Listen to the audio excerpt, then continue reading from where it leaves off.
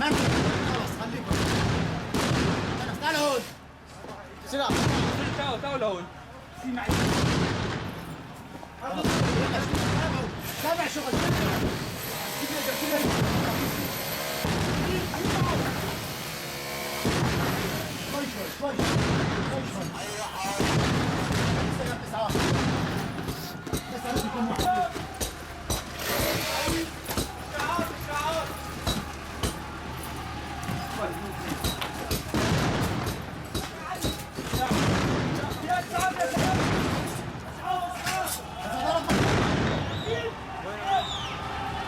I am from Damascus, and what I witnessed at the beginning was there was a movement of young, educated people, students mainly, fresh graduates who have always wanted to participate in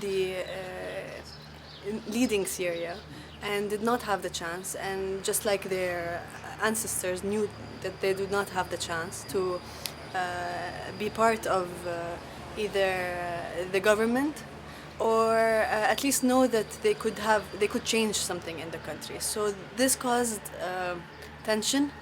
Les jeunes Syriens, surtout, descendaient dans la rue, réclamaient non le changement de régime, mais simplement quelques réformes, simplement vivre en dignité, en liberté dans leur propre pays. Contrairement à ce que racontent les médias occidentaux invités et promenés par le régime, la rébellion n'a pas commencé à Deraa, fief des frères musulmans, mais bien à Damas, dans des milieux étudiants laïcs, le 4 et le 17 février puis le 15 mars. C'est seulement 3 jours plus tard que la première manifestation se déroule à Deraa, et là le régime tire tout de suite, tuant 4 manifestants. Syrian citizens, at least the people I know and the people I saw who were planning for change, they started becoming frustrated because you feel that you don't have opportunities, that you are limited, that you cannot change, and that you cannot vote for the president you want, you cannot vote for the government members that you want to represent you. There is no such thing as representation. Dans le cadre, en fait, de printemps arabe, ils ont vu que cette grande manifestation a réussi quand même à tomber Ben Ali en Tunisie, à Mubarak en Égypte, donc les Syriens ils étaient encouragés. Of course, what happened in Tunis and Egypt was a trigger, and it was something that influenced young people, and that they felt that we too have nothing to fear, and one day somebody has to fight for this freedom. Et puis ils ont vu aussi le développement de moyens de notre époque, de moyens de communication. Ils pensaient que le régime n'osera jamais de recommencer à faire de bains de sang comme elle a fait déjà en 1982 à Hama. Do people regret starting the revolution? I don't think so. I think we regret not having an organized revolution, but I don't think people had a choice. An organized rebellion would be through campaigning for change, and that was not allowed. And when you're not allowed to speak your opinion, then what you have left is to go down to the streets. It didn't start with gunfire. People were peaceful at first. There was a lot of female presence, and women are not going to go down with guns to the streets. Many young girls, some children even, and it was a collective of families and educated people. فمظاهراتنا كانت تطالب بالحرية. Donc les manifestations réclamaient la liberté. بكل المعاني المفصلة لكلمة حرية. De toutes ces dimensions. Je fais en sorte de mettre en garde mes étudiants parce que j'ai eu peur pour eux en fait. Their demands were quite basic. Basic freedoms, freedom of speech, better education, equal opportunities for everyone. And instead of opening a table for negotiation, it was gunfire. And I think once one person is shot, the catastrophes just have to tumble, and it's just a loop, and it will keep spiraling until it gets bigger and bigger and bigger, and now we are thousands of people who are suffering and dead and imprisoned. Les manifestations pacifiques étaient donc visées par la police, par le service secret, par le tir, carrément. Chaque jour, on compte entre 25 et 35 morts tous les jours. Et ils visaient pour tuer, en fait. La plupart des blessures étaient dans la poitrine et dans la tête. Actually, I lost 12 of my close friends. All of them were university graduates. None of them were extreme Islamists. In fact, most of them were atheists. Mothers did not see it coming. A lot of them had to hide from their parents to go down to riots.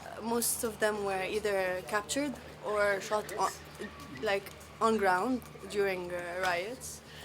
Those who survived, besides the 12 that died, those who survived, either the ones that got captured and went out of prison or got shot but managed to live, do not regret it. Do not regret it at all. They believe that the cause is worth dying for. تم اعتقالي بمظاهرة بحي بستان القصر. كانت التهمة الأولى إني طالب بجامعة حلب، وهي الجامعة هي بؤرة للمظاهرات الثورية والسلمية في حلب. التهمة الثانية إنه أمتلك بطاقة شخصية مكسورة، ووجود مظاهرات على جوالي الخاص، والتعامل مع قنوات مغرضة. كانت المعاملة جدا سيئة، لأنني من أصل مدينة غالبية أهلها بهذاك الوقت هو جيش حر. اليوم في 200,000 معتقل في سجون الأسد في مدينة حلب مناطق النظام. لكل معتقل في له سعر.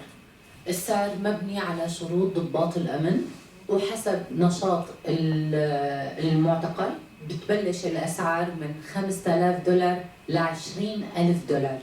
هاي أموال المدنيين في مناطق النظام. في كتير ناس تم اعتقالهم وهن الناس حياديين، لأنه ضباط الأمن على علم بأنه بيمتلكوا أموال. الموت قدرنا نتقبله ونطوع هي الفكرة ونتعامل معها بشكل طبيعي، لكن الاعتقال بيبقى الخوف الأكبر، لأنك في المعتقل رح تتمنى تموت 1000 مرة ومرة وما رح تموت. نقلت حليب أطفال للمناطق التي تتعرض للقصف، وتم اعتقالي 3 أشهر بسبب ذلك ب3 أفرع أمنية، وطلعت بفضل أنه أهلي دفعوا مبلغ هائل لأقدر أطلع أنا من السجن. وذات النظام لما طلعت من سوريا اعتقل أبي اللي عمره 62 سنة يوم في المعتقل. اليوم في المعتقل كتير كتير كتير كتير طويل، إنك تكون بمنفردة متر بمترين، إنه البرد ينخر عظمك، العتمة حواليك عم تاكلك من كل الجهات، مش عارف شو تفكر لما بدك تروح على جولة التحقيق. كيف فينك تنكر التهم؟ فينك تتحمل الإهانة لما بيطالعوك وانت حفيان، ايديك مربطين ورا ظهرك، رجليك مربطين، عيونك معمشين، بتحس خصوصيتك كلها قابلة للانتهاك. بتمشي وبتسمع دقات قلبك بأذنيك، وانت عارف انك انت هلا رح تدخل على الجحيم، وانت عارف انه هذا المحقق اللي انت رح تقابله هلا بس رح تسمع صوته بده يضل يحفر في راسك. لما تدخل لجوا تدخل عالم ثاني، تفقد انسانيتك، كل التعليم اللي انت حصلت عليه تفقد مبادئك، وبس تستقبل الضرب وبتستقبل الاتهامات، لدرجة بتوصل انك انت ممكن توقع على ورقة انه حتى لو مكتوب فيها انك قتلت امك، لما بتنتهي ان كنت شاب او كنت بنت انت رح تعرف انه ما في قدامك غير المنفرد اللي رح تاخدك ايام طويلة كتير. ما رح تعرف تبكي وما رح تعرف تصرخ، بس رح تحس حالك انك ميت. Le cadre médical, s'il présente 2 soins à un blessé sans prévenir les autorités, il est considéré comme quelqu'un qui soutient le terrorisme. Et moi, personnellement, j'étais convoqué à plusieurs reprises. Et dans un premier temps, ils ont arrêté un collaborateur qui m'aide à gérer la ferme chez moi. Et ensuite, les disparus, le pauvre, depuis 4 ans, c'est un jeune de 26 ans. Et ensuite, un jour, ils ont fait venir en pleine nuit encercler la maison pour arrêter une jeune fille qui est venue soutenir sa femme pendant son absence. Et là, je me sentais que c'est moi qui ai visé plutôt que le pauvre ouvrier qui travaille chez moi. Je n'arrive pas à imaginer qu'un jour, que peut supporter être prisonnier dans les geôles d'Assad. Voilà pourquoi, en fait, je suis parti en attendant que le régime va changer dans quelques mois. Parce qu'à l'époque, il était vraiment en déroute.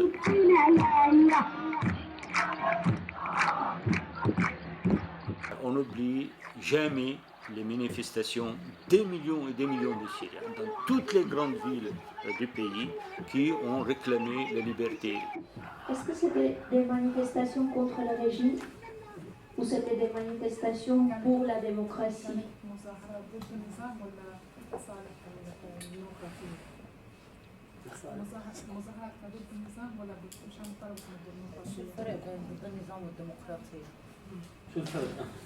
Demande quelle est la différence.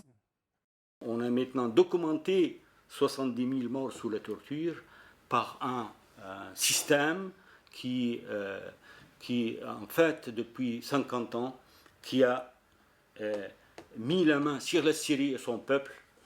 J'ai vécu jusqu'à mes 10 ans en France et j'ai passé une année à l'école française, à l'école syrienne, donc l'école d'État, où j'ai été bien traité parce que j'étais le fils du docteur qui avait réussi, qui avait fait ses études en France. Bien traité, c'est-à-dire qu'on m'a nommé comme le délégué de classe. Donc, nommé, hein, clairement, moi, c'est quelque chose qui m'a fait profondément choquer. On ne fait pas d'élection, on ne fait rien, on nomme.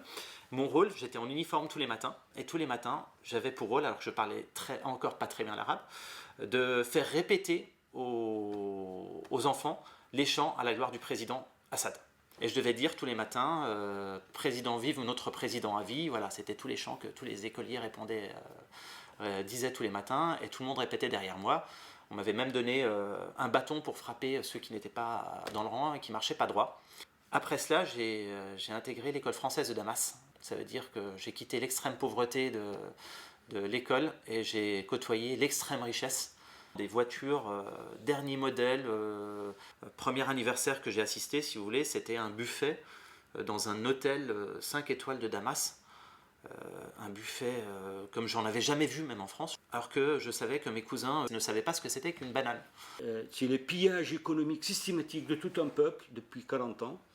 J'ai assisté au changement avec l'arrivée du nouveau président qu'on nous présentait, bien sûr, hein, des agences de com très puissantes présentaient le nouveau président comme quelqu'un d'ouvert qui parle français, ce qui n'est pas vrai.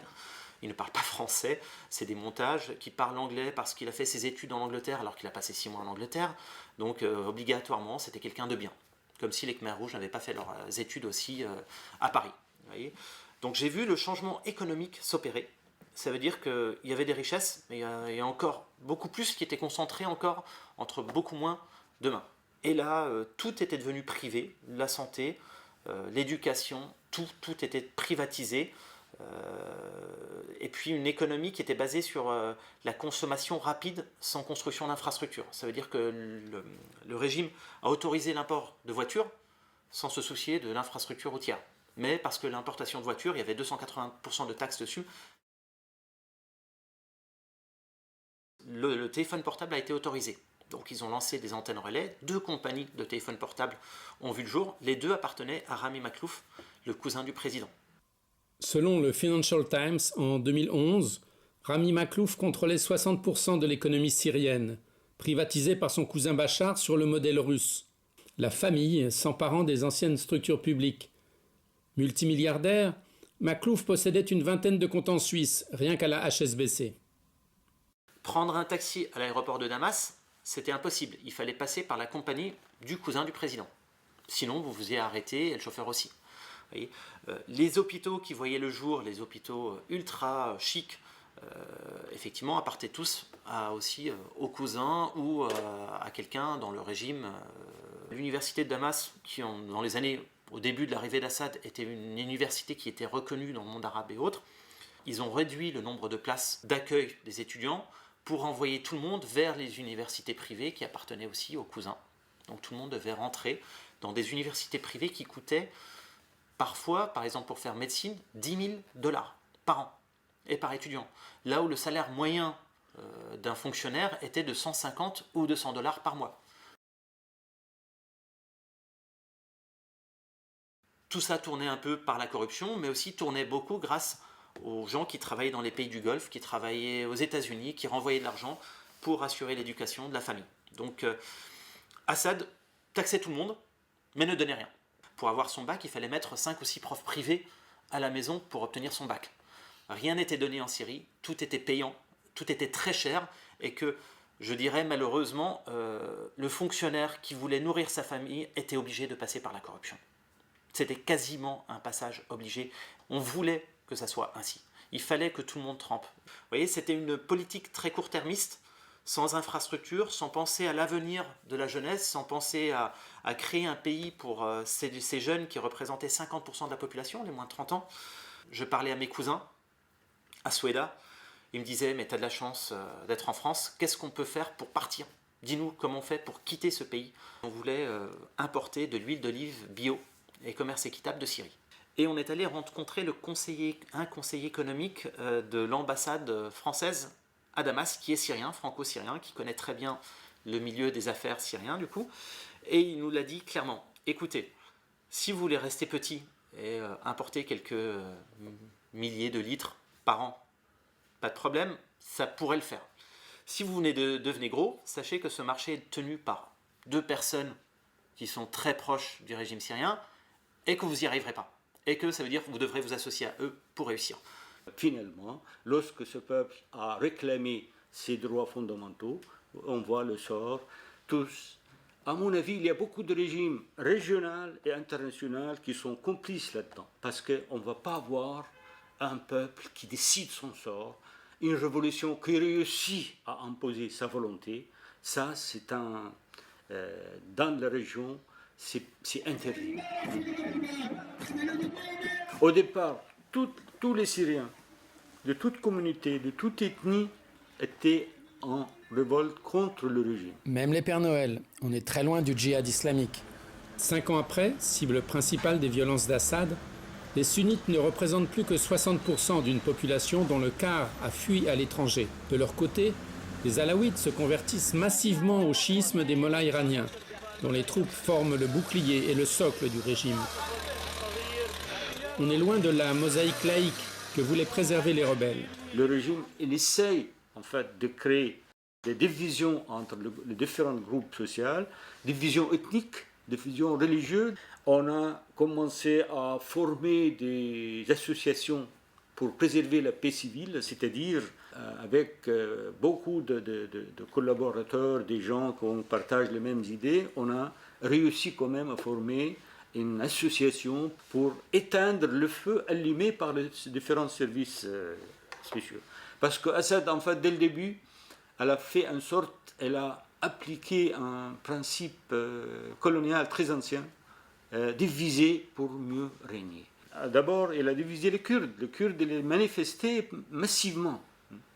Il a fait marcher avec certains leaders kurdes pour séparer d'abord les Kurdes. Ensuite, il visait les sunnites pour montrer que le conflit, ce n'est pas avec le peuple, c'est avec une communauté.